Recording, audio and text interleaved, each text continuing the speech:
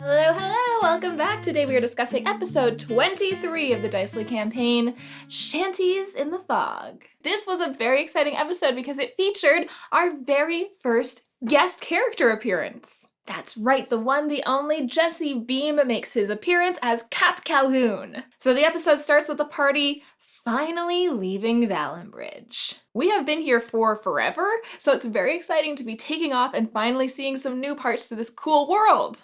And also, it finally feels like we're maybe making some progress on that druids thing that we're supposed to be working on. Because where we're headed to now is this small port town called Ganrey. And the reason we're going there is because one of the druid enclaves that we're supposed to be finding is supposed to be in the Smokey Gulf, which is this big gulf of water, and Ganrey is one of the only port towns close by, at least, that touches the gulf. So we're thinking if we head there, we can talk to the locals and find out any more information about rumors of the Smokey Gulf and anything that has to do with druids or anything out there.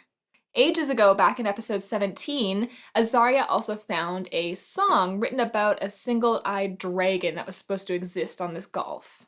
And we're trying to figure out how all these pieces fit together to make this druid enclave that's supposed to be there. So we start traveling, and it's a couple days journey, but the roads here are much more well-maintained than the ones we took on the way up here from Starcross. When we arrive in Ganrey, we find this charming little fishing village. And so the group kind of wanders through the city. We're trying to find an inn or something, somewhere where we can put our bags. And as we're walking along, we come across a busker who's singing on the docks. And Denny actually does sing this song for us. It's just kind of this jaunty tune about Ganrey.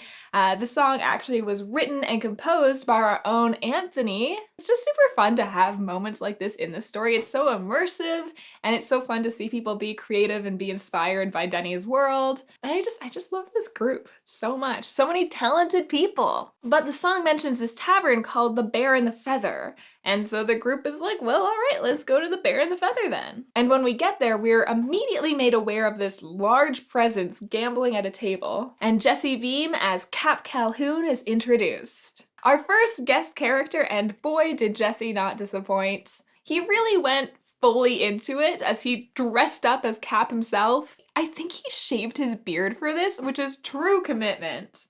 And just from the first second that Cap speaks, we know who this guy is. He's a loud, boisterous pirate captain. And as the party comes in, he takes note of us and calls Nell over to sit down with him. And they start gambling together. Cap pulls out this Teal Gem the size of his fist and puts it on the table as a bartering chip. And that catches Nell's eye. Can I say, thank God Christy is in this group, because I never would have put together what she did in this moment.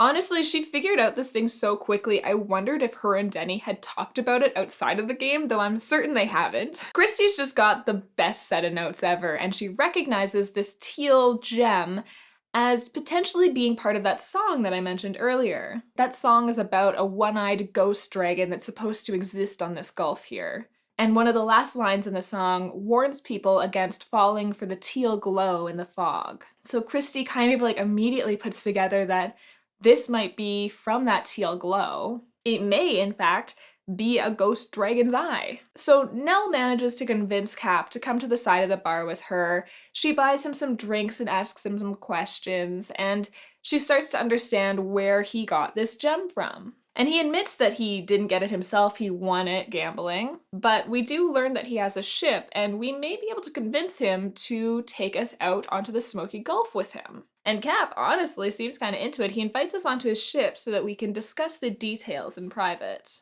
And so we make our way down to his ship, the Salt Plank, which is a captain-described piece of garbage, but it's pretty large and it'll fit the 6 of us on top of his regular crew.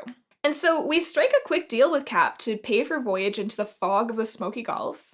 We make plans to head off in the morning, but before we go, we realize that the original owner of this gem actually lives in town. And so Nell, Abe, Elowin, and Cap go visit him. He turns out to be an elderly dwarf, and this gem seems to have passed down through his family for generations. He tells us that his family originally came across this gem by trading with the water elves in the middle of the Gulf. And the old man also tells them about this sheet music that the family has had also from trading with these elves. It seems to be some sort of calming tune. The title is written in an ancient elven script. We're hoping that we can use this music to perhaps calm the creatures of the sea and avoid a fight.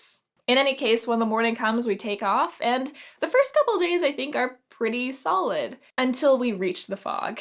As we pass into the fog, suddenly everything becomes a lot more dark, a lot more eerie.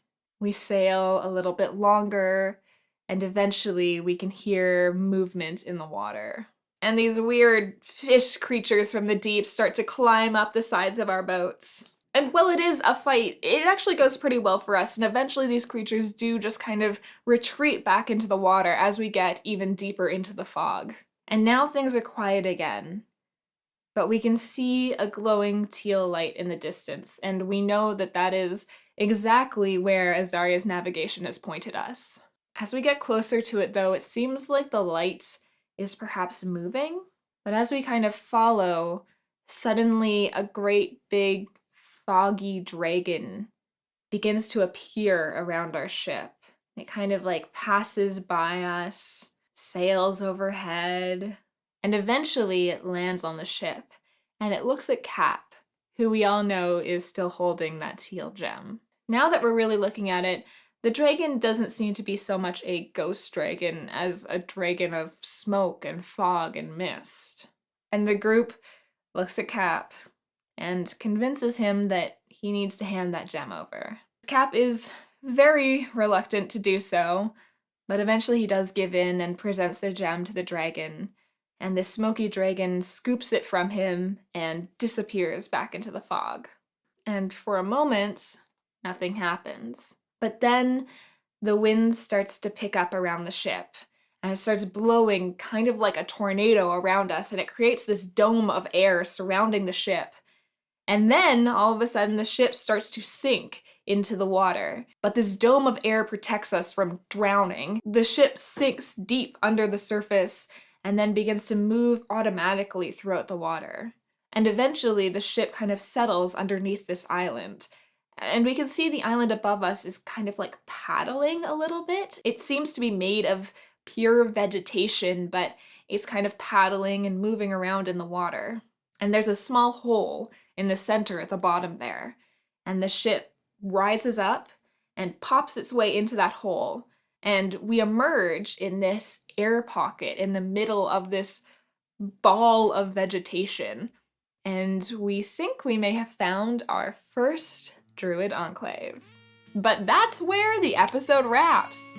So I think we might be seeing more of Jessie next week, March 20th at 6 p.m. when we go live for our next episode, episode 24. If you'd like to join us for that adventure, you sure can do so at twitch.tv/DicelyDND. But that is it for this time, my friends. I hope you are staying happy, staying kind, and as always, remembering to play dicely. Goodbye!